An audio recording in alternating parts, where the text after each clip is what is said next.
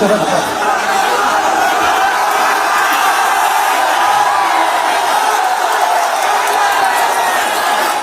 একজন নারীকে এই মাহফিলের অতিথি করা হয়েছিল।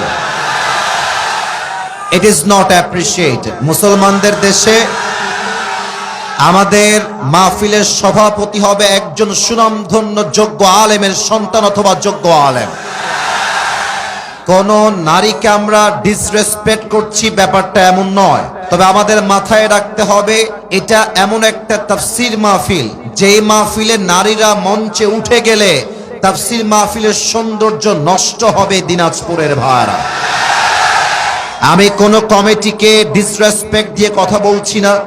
হয়তো একটা মিসআন্ডারস্ট্যান্ডিং হয়ে গেছে, একটা বোঝাবুঝির ভুল হয়ে গেছে, এবং যেই নারী এসেছিলেন তাকেও আমি বলবো, আম্মা জান, আপনাকে এই স্টেজে মানায় না, আপনাকে পর্দার সহিত আপনার ঘরেই আপনাকে সবচেয়ে বেশি মানায় আম্মা জান। যিনি এসেছিলেন তাকেও আল্লাহ নেক হায়াত দান করুক, পড়েন সবাই আমিন। আমরা মুসলমান ঘরের সন্তান, আমরা চাইলে খারাপ ব্যবহার করতে পারি না যুবক ভাইরা, কথা ঠিক আছে কিনা বলো? আমরা ভদ্র পরিবারের সন্তান, আমাদের কথার মাঝে ব্যবহারের মাঝে আমাদের সৌন্দর্য বজায় রেখেই কথা বলতে হবে। আমরা মানুষকে সম্মান দিয়ে কথা বলতে শিখেছি, আমরা মানুষকে অসম্মান দিয়ে কথা বলতে পছন্দ করি না, ঠিক কিনা বলেন?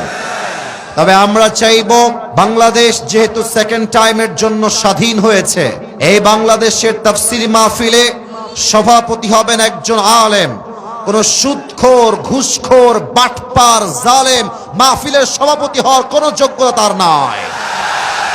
আল্লাহ আমাদের সবাইকে বোঝার তৌফিক দান করুক, পড়েন সবাই আমিন। এবং আমি আজকের এই মাহফিলে যা দেখতে পাচ্ছি, আমার এই ডানে, আমার এই সামনে, আমার এই বামে, আমার মন বলছে আজকের এই মাহফিলে যত অডিয়েন্স এসেছে, আমার যদি ভুল না হয়, আজকের মাহফিলে 90% বেশি কলিজার টুকরা যুবক ভাই আজকের মাহফিলে এসেছে। আল্লাহ এই যুবকদেরকে ইসলামের সৈনিক হিসেবে কবুল এবং মঞ্জুর করে নিক, পড়েন সবাই আমিন। আমার প্রিয় ভাইরা, সাউন্ড সিস্টেম ঠিক করার জন্য they are trying their best level, একটু সময় দেন। বামে অলরেডি সাউন্ড অনেকটাই ঠিকঠাক হয়ে গিয়েছে, জাস্ট ডানে বক্সটা ঠিক হয়ে গেলেই it will be perfect, more better. এই তো মাশাআল্লাহ, এটাই তো আমি চাচ্ছিলাম, এটাই আমি চাচ্ছিলাম। আমিও খুশি, যুবকরাও খুশি হয়ে যাবে এখন। আল্লাহ আমাদের সবাইকে দোয়া করে বাসায় যাওয়ার তৌফিক দান করুক, পড়েন সবাই আমিন।